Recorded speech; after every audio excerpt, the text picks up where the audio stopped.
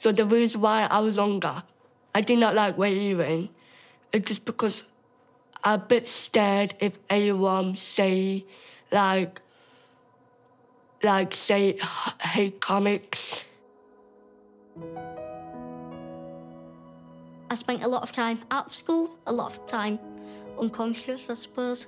Never really made friends. I was not very nice to myself just because I hate being sick or I hate being deaf. 2018, I first time come to Abbey School. I've been at Abbey School for 7 years now. So the houses are courage, respect, attitude and heart. We like to think as a school we're a big family. What house are you in? Courage. I would say so. I think I've got courage. I like to think so. And then I walked in, I see everybody who does like me, like difficult. The one person come to me and say, it's not just you, it's just different. And I was like, that was a good thing.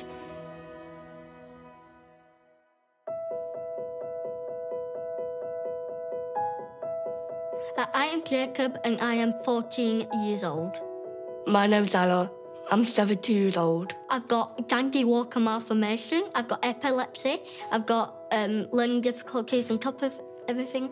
I nearly died about twice. I was both very, very difficult and both deaf with it. And I've also got a heart murmur. Jacob and Ella both attend Abbey School. The school is a Youth Sport Trust lead inclusion school nestled in the hills of Rotherham.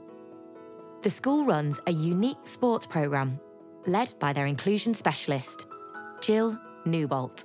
OK, Go ahead. Hi, I'm Jill Newbolt. I'm assistant head at Abbey School in Rotherham. It is my absolute passion, inclusion, and particularly using sport as a vehicle to do that. Coming in, guys. In 7 days' time, Jill has organised a sporting event supported by Youth Sport Trust, where 8 different schools will come and have an inclusive sports day. She has chosen Ella and Jacob from her school to lead at the event, and they have been asked to speak in front of a crowd of 160 people for the very first time. Right. So we're all going to have a go at this together. It's going to be great. Don't pick your nose, because that's awkward. Sorry. To prep for these events, Jill runs leadership sessions. The children at our school come and they have very little belief because they've, on the whole, have come from mainstream feeling that they have failed. Because if they'd not failed, they would have stayed with their peers and gone to local secondary or stayed in the class. So it's really heartbreaking for them to come. Today, they're involved in a trial session, helping the children learn how to lead sporting activities. So some of you are pretty much experts and some of you are a little bit more beginners. So what... To help Jill prepare the young leaders for their big event, a special guest is visiting the school. You're going to turn now, so you are going to become a 3. You're going to become a 3. Olympic athlete. 5th row for Fatima Whitbread. Fatima Whitbread. Teams, OK? Turn to your teams. You might want to tell them your name. As the activities get underway, Ella is watching from the sidelines. Yeah, you got it. Revolution. She doesn't like them. She doesn't like people knowing she's deaf. Ah, don't worry about it. That's their problem, not yours, is it? Whenever you think you were worried about what they think, you think to yourself, it's not my problem, it's theirs. Otherwise, you're going through life missing out. What you want to be doing is giving yourself every chance possible of succeeding. Yeah? Keep it on. So these guys are sort of... We've got a mix of beginner leaders and some more experience. For you to come here, for our young people that looked after, it's just... Well, I feel at home, actually. Yeah, Jill. yeah. I love children. I've been brought up in children's homes. So it would be nice if you could meet some of our young leaders. We've got Ella, who is in our post-16, who's come through lots of personal sort of... I met Ella. Challenges, and for Ella to even stand up in front of somebody is really remarkable. You're doing really well. Come on. Ella, when I first met Ella, she was really quite timid, lacking in confidence, lacking in sort of the confidence to be social with other children. Sometimes I always not nice to myself. I was not very nice to myself. See, when I first started in my life, like you, I had a lot of issues. Yeah. And people didn't understand what was going on in my mind. Yeah. But when I found sport, Yeah. I forgot about all that, what's going on in there, and I stopped imprisoning myself. I'm proud of you too. And remember what I said to you about this hearing aid, how important it is. So I don't want Miss Newbolt ringing me, telling me you've not had your hearing aid in. Is that all right? Yeah, that's it, yeah. I go over. If you get older, you realise what you would be. Like me, if I get older, I would be helping young people out there.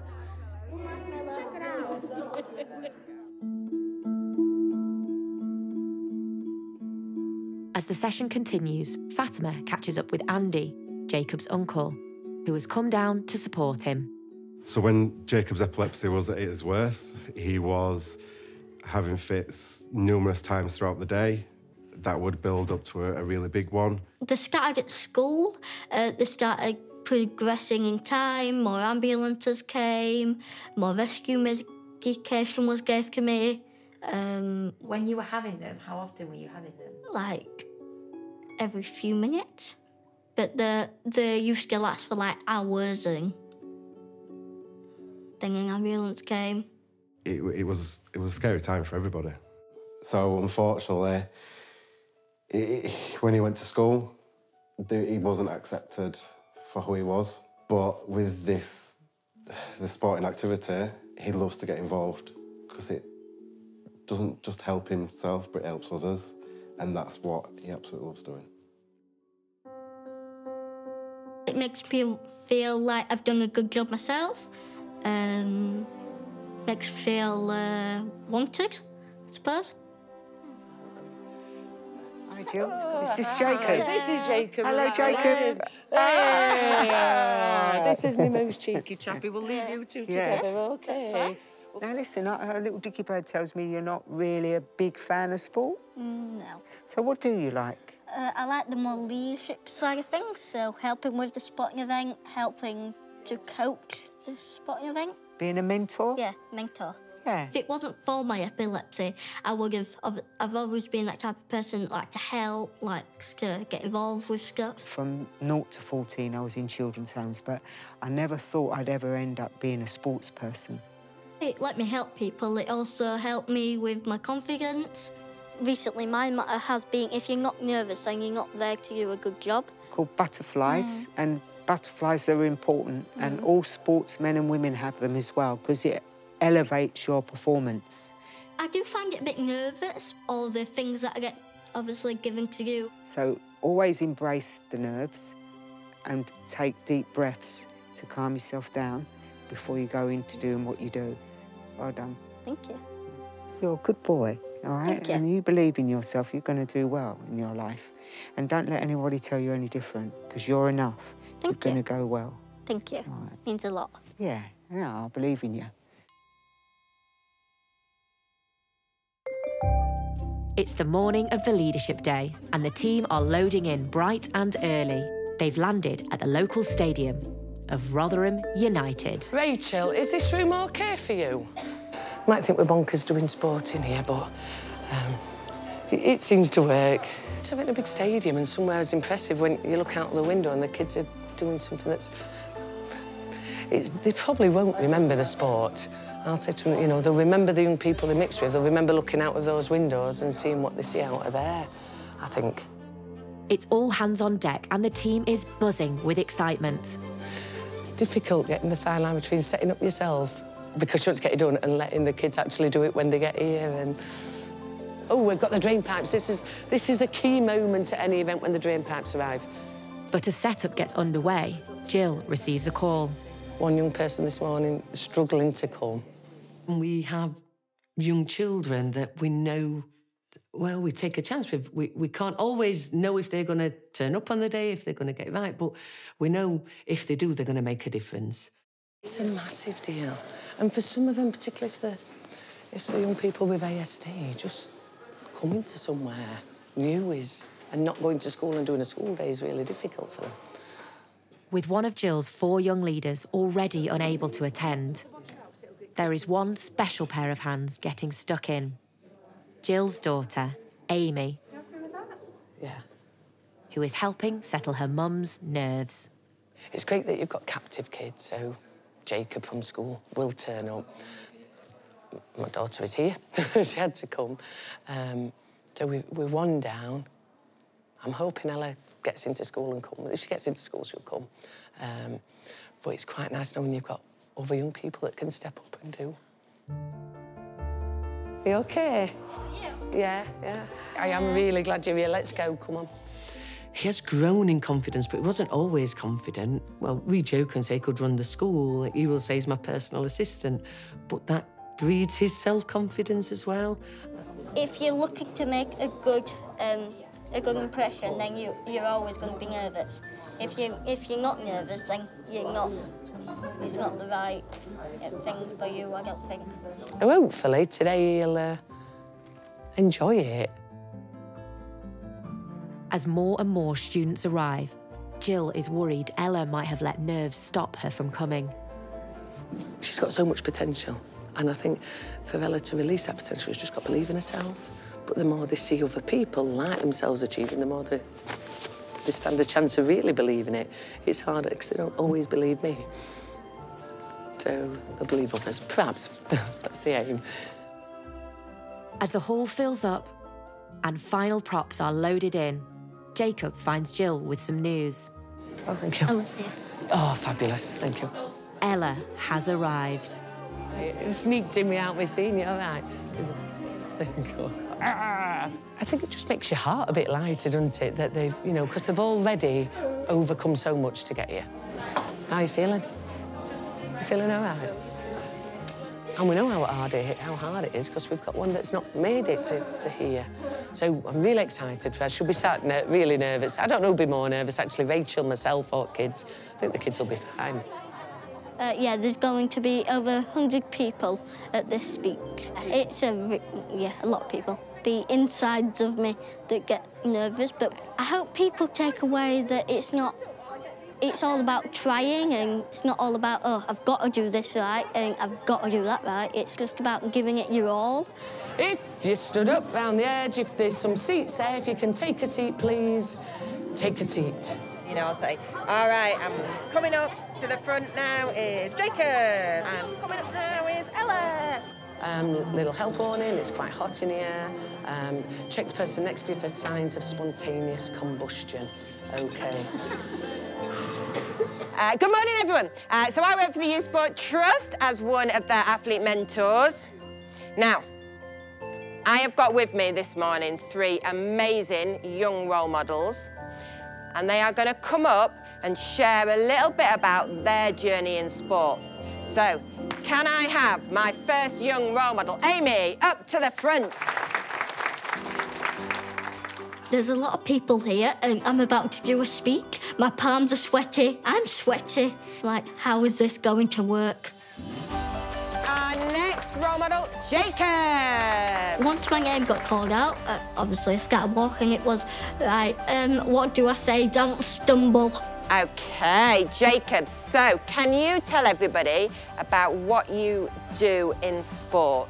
So what I do in sport is not necessarily the sport, it's helping out in these types of situations. OK, so what advice do you think you can give everybody about being a leader? So it doesn't matter if you don't get it right, as long as you give 100%, then that's all that we can ask for.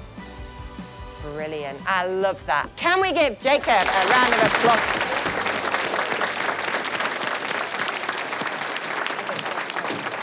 All right, so our next young role model, Ella!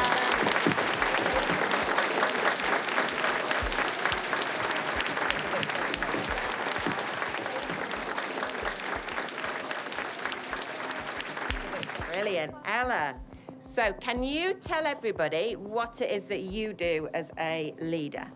And what do you think you have gained from going to the school to help? So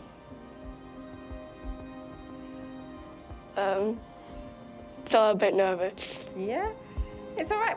We all feel a bit nervous, don't we? And the first day you went to the school to help, did you feel nervous? Yeah, but excited at the same time. Yeah, nervous and excited. And how did you get over those nerves? Just by joining in? And... LP. Yeah, by helping other people. So yeah. By focusing on other people, you were able to get over some of your nerves. Yeah. I'm doing work on bound together. It's like loads difficult wheelchair.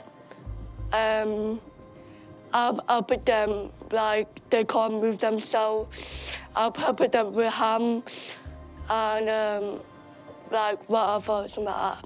All right, can we give Ella? It was fabulous. Although it didn't look like a really long speech, but for her, that was massive. Ella, you did amazing. Yeah, thank you.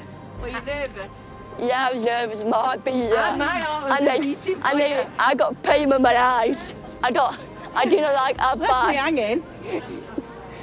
Listen, I did not like that. The lovely bit was, so our sign of the week at school has been help. So when she was struggling for words, I was just able to sign help, and she went, I'd like to help them. And it was fab just to be able to help her even from a distance. I'm proud of myself and also happy, and I just love doing what I'm doing now. See a young man who, when I first met him, we had ambulance after ambulance to school. He was having seizures all the time. He had no confidence at all, but I've seen him grow through leading and then leading in school. And these, you know, whether they're mainstream, whether they've got additional needs or not, these are the change. I hope becoming a leader helps people become more brave. A couple of years ago, yeah.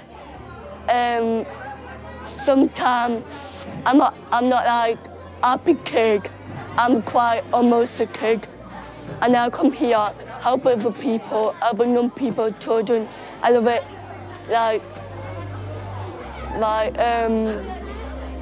Let me tell you something. Just be kind, be helpful, be strong. Yeah, thank you.